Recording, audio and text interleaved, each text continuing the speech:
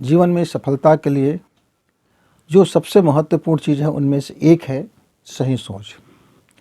और सही सोच को यदि सही टाइम पर सोच लिया जाए और सही टाइम पर सोच करके सही डिजाइनिंग कर लिया जाए और सही डिजाइनिंग करके यदि सही कदम उठा लिया जाए और सही कदम के साथ सही परिश्रम किया जाए तो निश्चित तौर से फिर आपकी जो सफलता है मित्र, उसमें चार चांद लगेगा, सोने पे सुगंध आता है। पर अक्सर होता क्या है, हम सही सोच के साथ में सही डिसीजन नहीं ले पाते और सही डिसीजन नहीं लेने के कारण हम कन्फ्यूजन में आ जाते हैं। और जब उस वक्त में कन्फ्यूजन में आते हैं जिस समय वास्तव में डिसीजन लेना चाहिए, फिर बाद में सोचते हैं अरे यार वक्त गया निकल गया, मुझे उस समय सोच लेना चाहिए था, मेरा डिसीजन कहीं गलत ना पड़ जाए। और कई बार हम शंका करते रहते हैं, सही समय पर रहते हैं, सही सोच भी रखते हैं, सही निर्णय भी लेते रहते हैं, लेकिन एक कोई बंदा आता है और हमारे अंदर में एक शंका का बीज डाल देता है कि कहीं ऐसा हो जाएगा तो, कहीं वैसा हो जाएगा तो, कहीं ऐसा हो सकता है तो फिर हम फिर सोच में पड़ जाते हैं। तो सही गाइडेंस नहीं मिलने के कारण या सही कोच, और यदि हम देखें तो सब कुछ सही होने के बावजूद यदि विश्वास में जरा भी कमी हो गया, किसी व्यक्ति ने हमारे विश्वास में यदि सेंध लगा दिया तो हम डगमग हो जाते हैं और आधे अधूरे विश्वास से किए गए कार्य फिर हमें पल पल हमें वो उत्साह, हमें होश और जोश दोनों के बैलेंस को बिगाड़ते रहता है मित्र। इसलिए यदि आपका उम्र अभी 14 साल है तो जीवन का सबसे सही वक्त है आपको अपने कैरियर के बारे में सोचने की, आपको अपने जीवन के बारे में सोचने की, आपको अपने लाइफ के बारे में डिसीजन लेने का। ये अब सबसे शानदार यदि कोई गोल्डन एज होता है मित्र किसी व्यक्ति का, कि वह अपने किस उम्र में कौन सा निर्णय ले और कौन सा कदम उठाए जिससे वह अपनी एक सोच के कारण वह सफलता के पायदान को बढ़ते बढ़ते आसमान तक चूम ले, तो वह है सही वक्त है 14 बरस। ये 14 बरस कैसे, आप 8वीं पास कर लेते हैं यानी मिडिल स्कूल आपका निकल जाता है। यदि आपने जल्दबाजी नहीं की है तो, यदि आपने सही उम्र में स्कूल में दाखिला लिया है तो आपका सही टाइम होता है कि 8वीं क्लास तक पहुँचते पहुँचते आपकी आयु 14 बरस होनी चाहिए। यदि उससे पहले आपने 8वीं पास कर ली है तो अभी आपकी माइंड परिपक्व नहीं होगा, फिर अभी आप में बचपना होगा।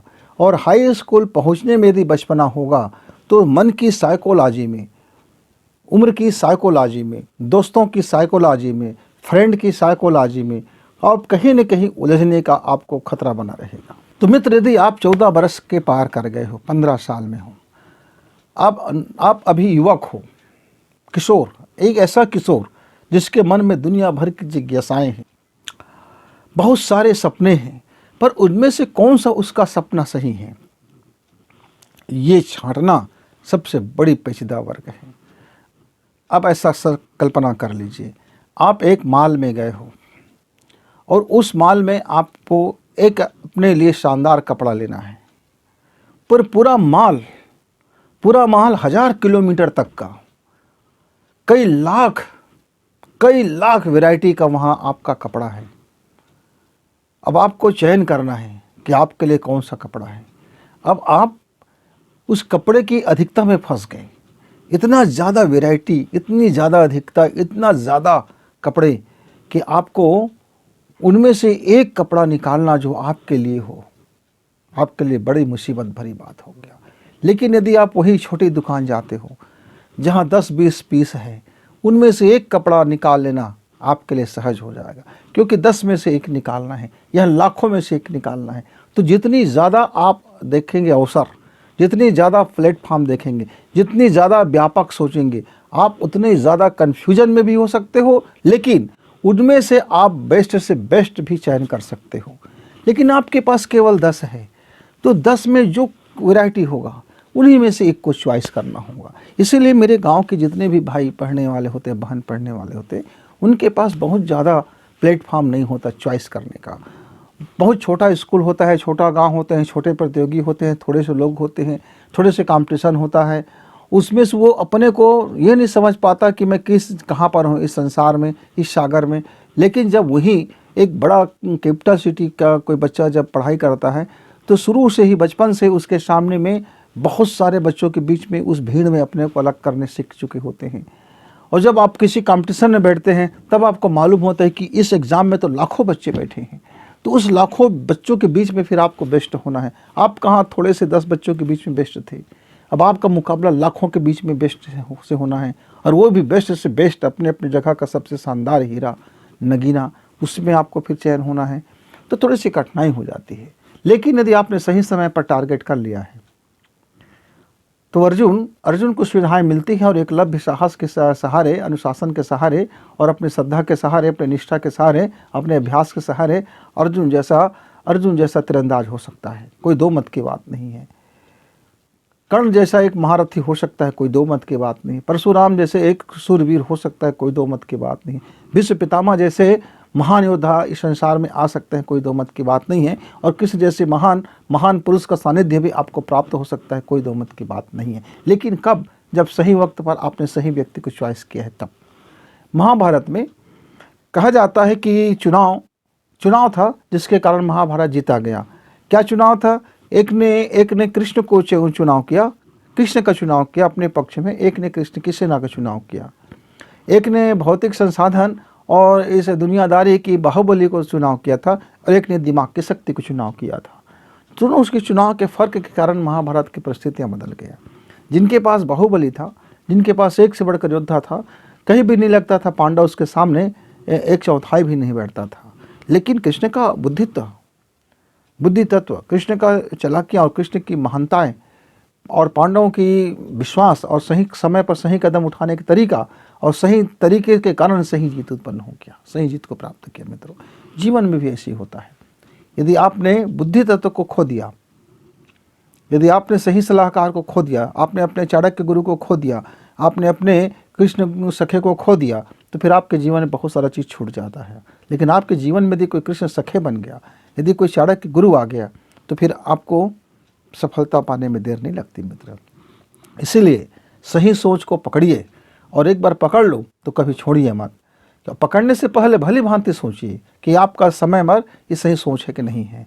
बहुत से मित्र आते हैं, 9वीं क्लास में आते हैं, मटरगस्तियाँ करते हैं, 10वीं क्लास में जाते हैं, दुनिया भर के ट्यूशन क्लास जाते हैं, 9वीं में भी ट्यूशन जाते हैं, ट्यूशन क्लास में जाते हैं। वहाँ क्या करते हैं?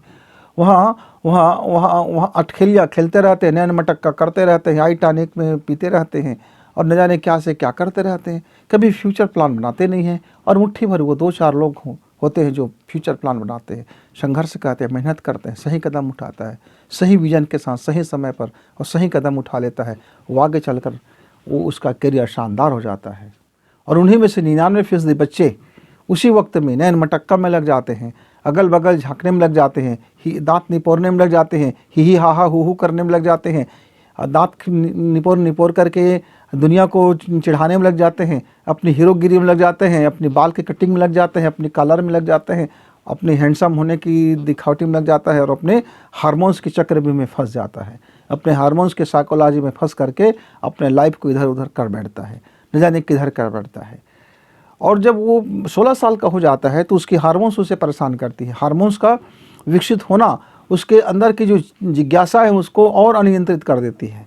और जो बच्चा ने 14 साल में पहला कदम उठा लिया है, सही सोच के साथ, सही विजन के साथ, सही निर्णय के साथ, उसने अपने लक्ष्य तैयार कर लिया है और सही परिश्रम करना शुरू कर दिया है, तो 16 साल की उम्र में जब उसकी ग्रंथियाँ विकसित होती है तब उस साइकोलॉजी, उनकी ग्रंथियाँ उनको सहयोग करती है।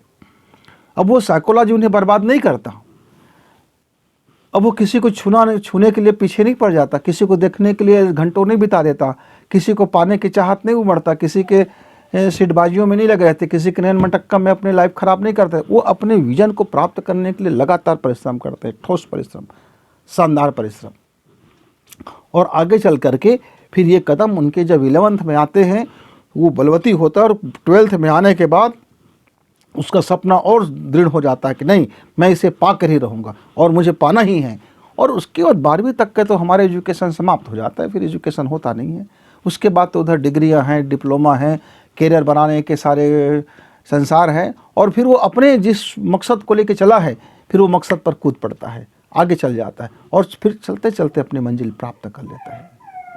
मेरे दूसरा किस्म के बच्चे 12वीं तक तो इधर उधर बगले तगले झांकते रहते हैं, इधर उधर न जाने क्या क्या करते रहते हैं, फिर दौड़ लगा लेते हैं कॉलेज का, चाहे बीए करे, चाहे बीएससी करे, चाहे एमएससी करे, चाहे एमए कर ले, और उसके बाद फिर अपने अपने करियर के लिए इधर उधर फिर लगाते हैं, जोर लगाते रहते हैं, कई तरह के लगाते रहते हैं, फिर ये परीक्षा बैठते हैं, वो परीक्षा बैठते हैं, न जाने क्या क्या बैठते रहते हैं और कठिन परिश्रम करते रहते हैं। उससे कई गुना परिश्रम करके उससे 1/4 भी सफलता प्राप्त नहीं करते, क्योंकि उस बंदे ने सही सोच के साथ सही समय पर सही डिसीजन लिया था, सही कदम उठाया था, सही परिश्रम किया था।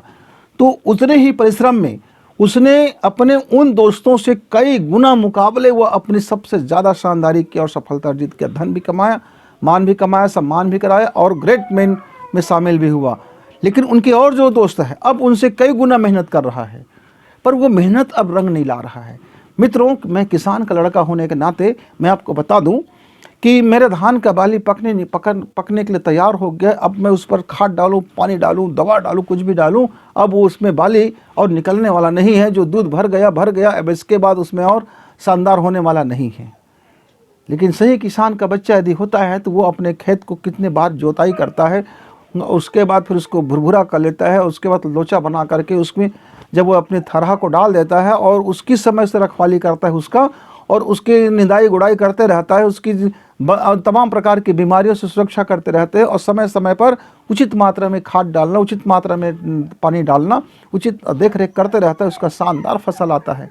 सोने की तरह बालियाँ फिर निकलती है, सुगंध उसमें आ जाता है, वो भीनी भीनी सुगंध से पूरे खेत को सुगंधित कर देता है। मित्र, अब उसके पड़ोसी का व्यक्ति किसी ने सोचा कि अब दिसंबर का महीना आ गया, मैं भी फसल ले लेता हूँ। अब धान की बुआई करता है, उसके धान के बीज का सत्यानाश हो जाता है, क्योंकि दिसंबर का महीना बोने का वक्त नहीं है।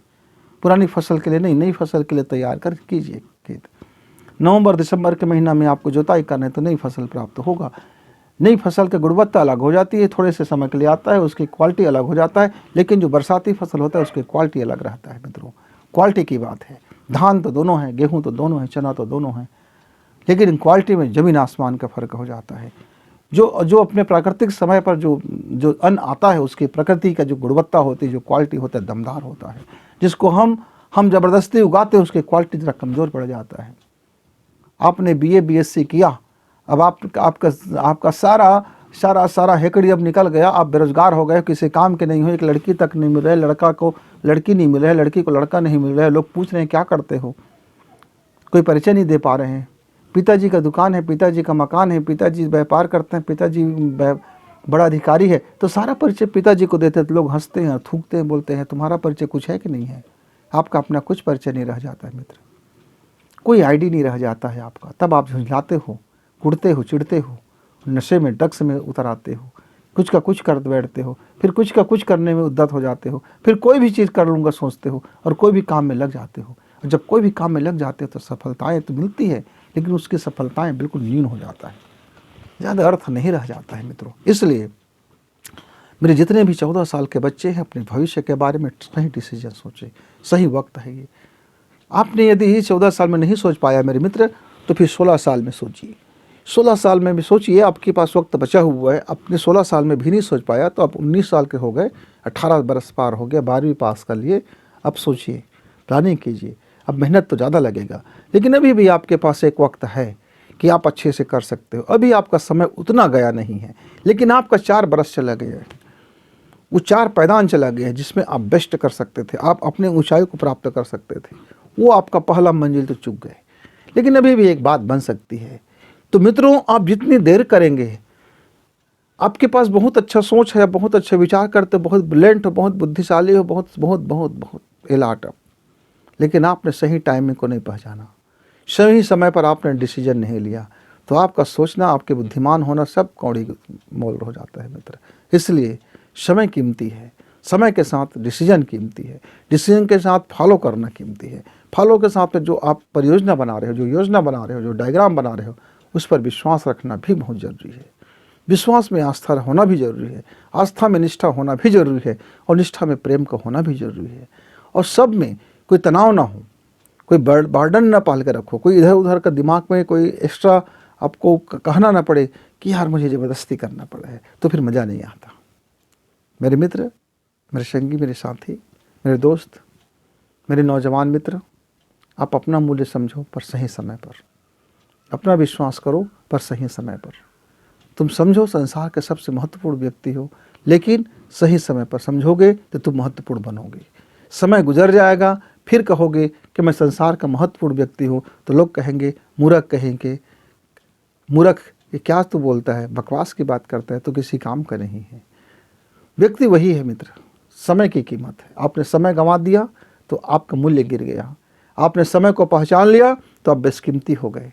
आपने समय में अपने प्रतिभा पहचान लिया और अपने प्रतिभा को बो दिया इस संसार में, तो आप बेशकीमती हो गए। आपने समय पर अपनी प्रतिभा को नहीं बोया, तब आप बिल्कुल बेकार हो गए। कोई मतलब का नहीं रह गया आपका ये प्रतिभाएं।